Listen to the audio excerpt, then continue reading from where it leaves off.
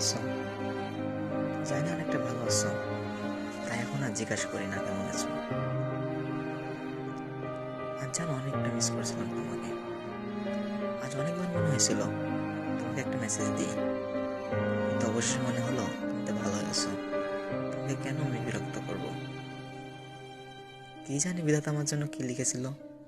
তবে কি জানো, পৃথিবীর শ্রেষ্ঠ মানুষদের মধ্যে তুমি একজন পড়ো, আর তার আশেপাশে আমি পারি না, থাকতে পারি না।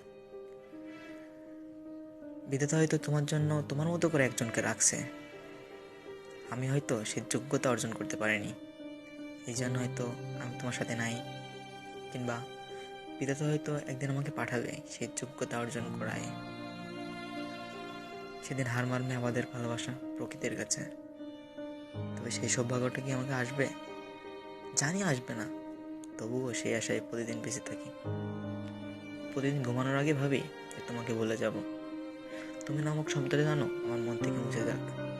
কিন্তু কি কি জানো, প্রতিদিন সকালবেলা উঠে ঠিক তোমার কথাই আমার প্রথমে মনে পড়ে। তোমার কথা প্রথমে মনে পড়লে দিনটা ভালোই যায়, কিন্তু অবশেষে রাতটা যায় চোখের পানিতে বালিশ ভিজায় ভিজায়। জানি না এমন কোনোটা হয়, হয়তো এটা আমার ভাগ্য। তুমি হয়তো ভালো আছো, হয়তো আমার সাথে না, অন্য কারোর সাথে। রাতে যখন আমি বালিশ ভিজাই তখন হয়তো তুমি অন্যজনের সাথে হাসো। মানুষ ঠিকই বলে যে আমি যার জন্য কাঁদছি সে হয়তো অন্যজনের কাছে হাসছে।